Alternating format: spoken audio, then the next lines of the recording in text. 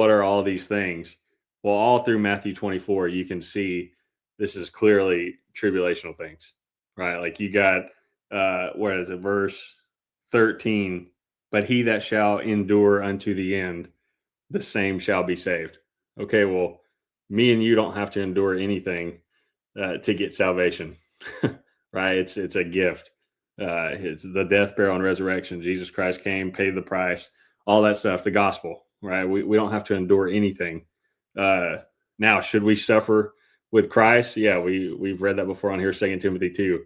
We should suffer for Christ after salvation so we can reign with him later. But that's not us enduring for salvation. And then verse 21, Matthew 24, for then shall be great tribulation. Okay, so we talk about 7-year tribulation. Well, the first 3.5, it's kind of peaceful, right? Antichrist coming on scene, all those things. Well, the last 3.5, we would call the great tribulation. So for then shall be great tribulation. And then right before this verse about the fig tree, verse 29, immediately after the tribulation of those days shall the sun be darkened. You're seeing all the things where Christ is coming back, like the sun being darkened, the moon not giving her light, stars falling from heaven, all those things. It goes straight over to Revelation, right? When Christ comes back. So this is clearly tribulations going on. And then the verses we read, learn a parable of this fig tree. Verse 33, when ye shall see all these things, all those things we just read about, know that it is near, even at the doors. Right. So this is what we're looking at today. This fig tree. What is this fig tree? We'll answer this question. What is the fig tree? What is a generation? Well, I'm sure we're going to follow that word around and get some ideas on all the phrases and terms in these few verses here, which seems to be a big deal, especially after reading all the comments in that one video we're talking about. But so how do you want to kick this off first? You want to? Yeah. Well, so can you hear me? I think Yeah.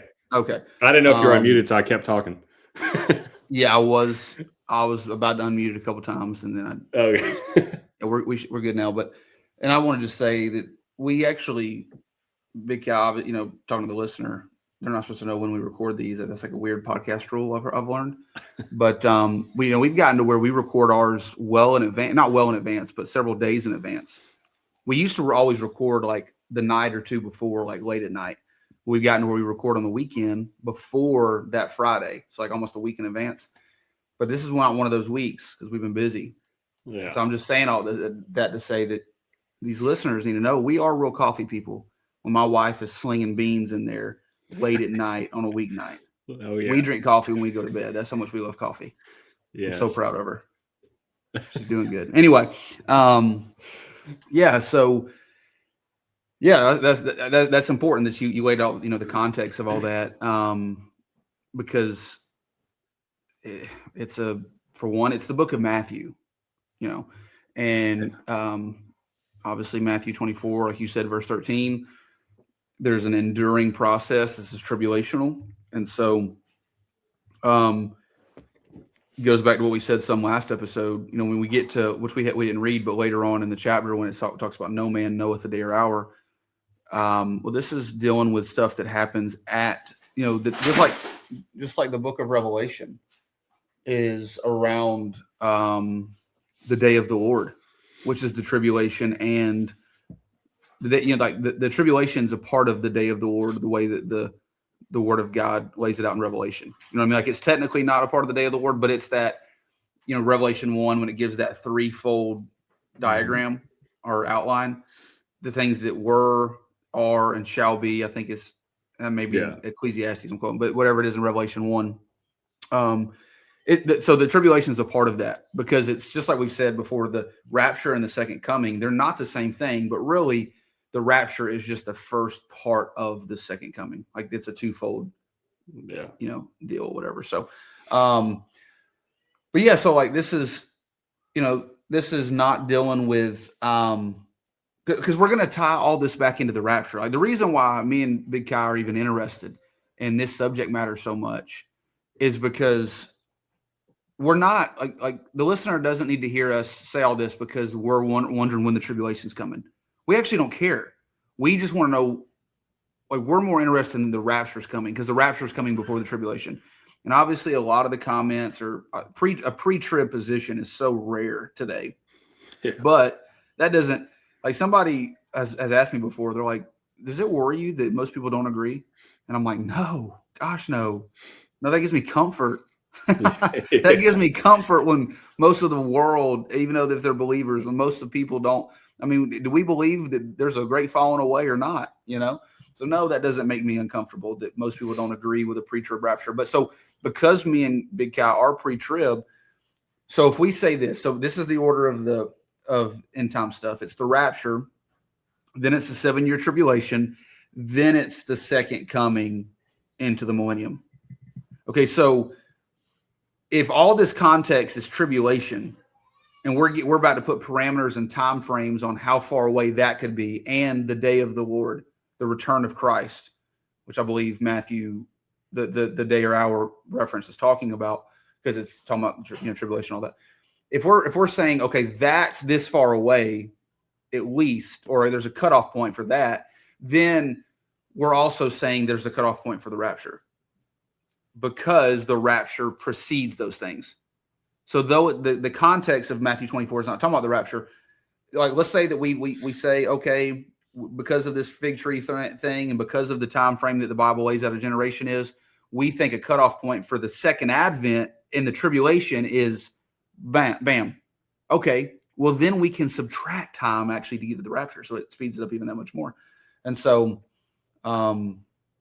yeah, I mean, it's a big deal. So it's motivating. It's very motivating. And so this doesn't do away with the imminent return of Christ or anything like that. It's like me and Kyle have said. I mean, look, no matter what, at least, well, it's like this. People will say sometimes, that you need to always, because it actually is a biblical principle. So I don't need to dismiss it like it's no big deal. But we're actually called to look for that blessed hope. Book of Titus says that. So that is biblical. But at the same token, like, people are, if we just live in light of the judgment seat of Christ, that accomplishes that too. And so, but we believe that, there's been a falling away already, and we believe that there's nothing that has to happen for the rapture to take place. And so anything that we say in this episode, that like, hey, we see this time frame, we're not saying again that it's going to happen on that year. I'm going to give that analogy of the test thing again, Big Cow, but it's like if you have a project due for school or for something, and they say you have to turn it in by a certain date, you do not have to turn it in on that date. Now, I always do. And everything school-wise I've ever done, I always turn it on the date, and sometimes a little after, But the Lord's not like that. He don't go past his dates. But you can turn it in early. That's my point. And so, yeah, so I laid it out the same way, Big Cal. I literally just, like we talk about, we just want to be detectives. We just want to approach the book and say, let's ask questions so we can get to the bottom of it. And we believe that you study the Bible by comparing itself with itself. We talk about that all the time. And so I've laid it out really in two ways. The first one is the fig tree Israel? Like, if I'm talking to myself, what I was saying was, Dylan, are you sure about that? And can you prove that? And so, I was kind of running references and looking at that a little bit. So we just kind of bounce these back and forth. I did find this interesting, Big Guy. Oh, let me say this. I broke it down in two ways. Is the fig tree Israel?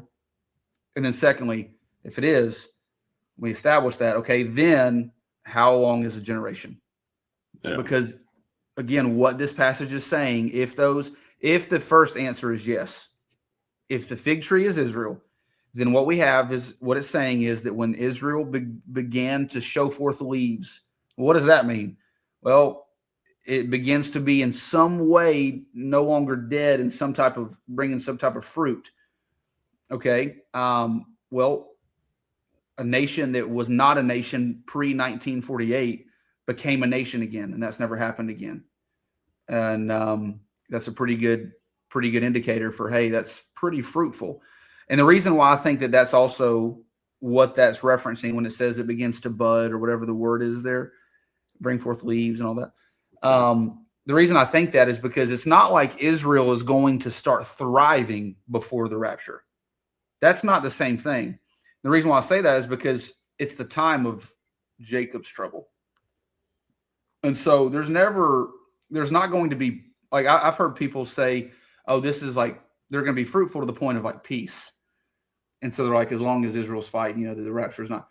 And I don't see that anywhere biblically. But them becoming a nation again, most certainly would be somewhat, that's fruit. That's them budding. That's, in other words, you're starting to see something that wasn't there and that kind of